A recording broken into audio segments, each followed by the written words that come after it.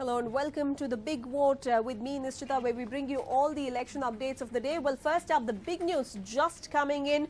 A shocker for the JDS as their Tumkur candidate, A. Krishnappa, passes away. A. Krishnappa was also the JDS state president and he breathed his last owing to a massive heart attack that he suffered. A shocker for the JDS, a shocker for the political fraternity there. A. Krishnappa, one of the more prominent leaders of the JDS, is no more as A.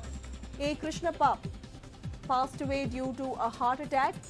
He was the JDS candidate from Tumkur constituency and he was also the JDS state president. He was one of the senior and prominent leaders.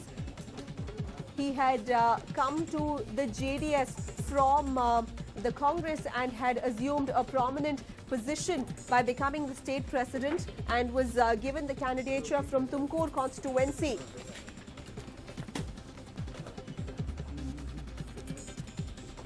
Well, A. Krishnappa has breathed his last, and this puts elections, this puts Tumkur in a limbo. If on the 16th of May, A. Krishnappa emerges victorious, then certainly Tumkur constituency will have to go into re-elections, and here we see a shocker post the elections where JDS state president A. Krishnappa has breathed his last owing to a massive heart attack.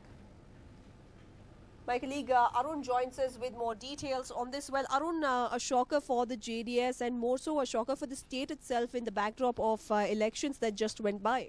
That's right, Nishchita, because remember, A. Krishnappa was actually the JDS state president for Karnataka, and it was a very important kind of elevation for a backward leader, because for nearly 3 decades, A. Krishnappa was associated with the Congress. He started his political career in 1985 representing the Vartur assembly constituency. He represented it for 4 different terms. In fact, much of the infrastructure work, particularly the hanging bridge which links Krishnarajapuram to the ITI telephone factory, is attributed to the work of A. Krishnappa. He served as the state animal husbandry minister, and he was actually in the eye of a controversy last year. He jumped ship from the Congress, moving to the JDS, and his elevation, in fact his anointment as the state president, was being spoken of by the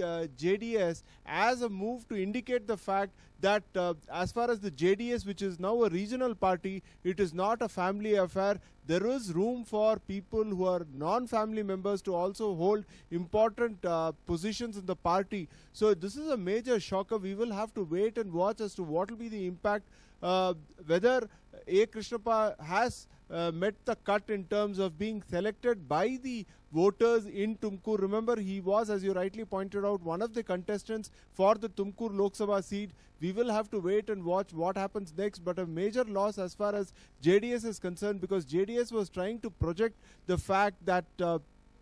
Krishnappa, a backward leader, was being given a very important portfolio or position in the party, and they wanted to piggy ride on the kind of control that he had over a large section of the voters, particularly in this part of Bangalore, Nishchita. Right, and also now we understand that the elections have gone by and we have the results coming on the 16th of May. So if the JDS emerges victorious, will we see a re-election in the constituency, and when can we expect it, Arun? The details will have to be worked out by the Election Commission. They would be apprised and seized of the matter. Remember, as you rightly pointed out, we don't know what is there because the fate is all sealed up in the EVMs which have now in the strongholds. So if, as hypothetically assuming this particular candidate does win, then we are in for a re-election. But at this point of time, it's very difficult to guess what will happen next, but a very big blow as far as the JDS is concerned in the state, Nishchita. Right, thank you, Arun, for joining us with all those details.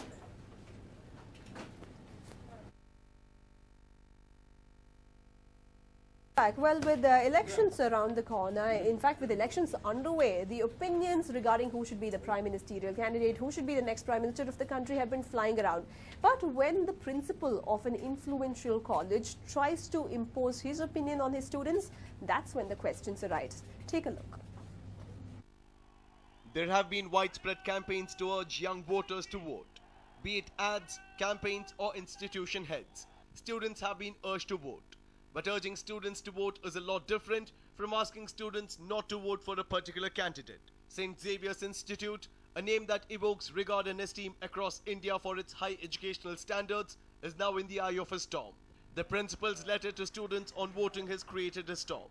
While addressing students, principal of St. Xavier's went the extra step to make his opinion known and almost asked students to refrain from voting for Narendra Modi and criticizing his much-famed Gujarat model.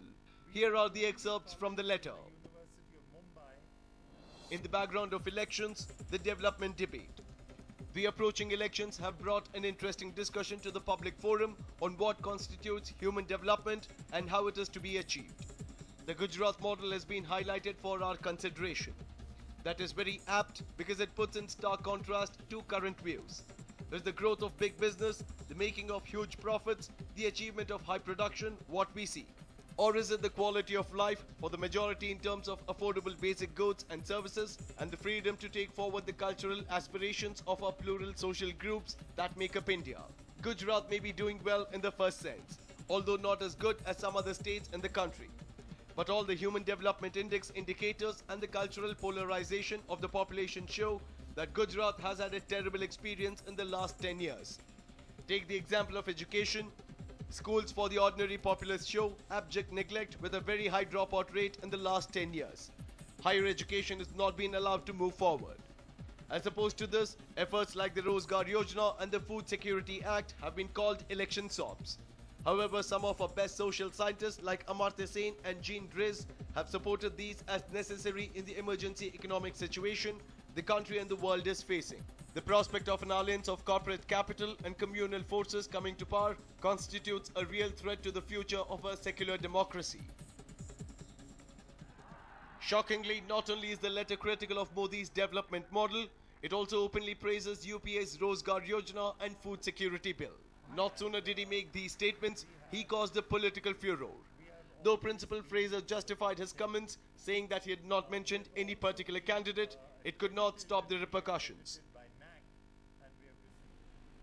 No, not at all, because the development model of Gujarat is the model that has been talked about right through these elections in the length and breadth of the country. So I use that as an example to illustrate two models of development which the world is talking about. One is about economic development, growth, investments, those type of things. And the other is about human development, which the UN has got the Human Development Index about. And that's why I have criticized or I have commented adversely about how the central government itself is in league with big business and is compromising on the environment. So I have not targeted any particular government or any particular party. On the contrary, I have talked about issues that are before the country. No, on the contrary, the email has, as I've said, not favored any political party. It has brought up issues for reflection. And if these issues are not reflected on before the elections, when are they meant to be reflected on? So I have only collected the development debate and I have put 4 issues there before the students to reflect on and to make their choices. I don't have anything to say. I have written an email to my students provoking reflection from them and asking them to vote wisely in so many words. So if somebody has taken exception to that, I regret that they have interpreted it in such a way, but it was not meant to be so.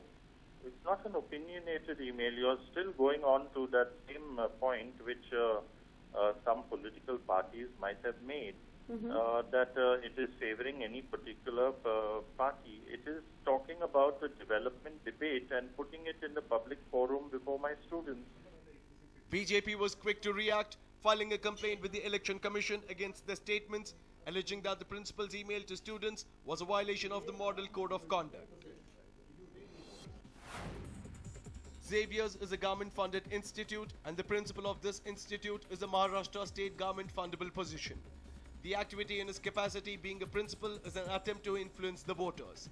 This is a clear violation of the Model Code of Conduct. BJP would have appreciated if Father Mascarenhas would have discussed BJP and taken its view on Gujarat model to give a fair assessment. However, he didn't contact BJP to get our side of view.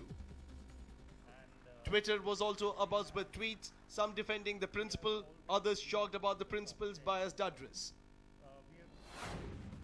Even a St. Xavier's principal seems to need hypocrisy to spread his biases. A very bad precedent.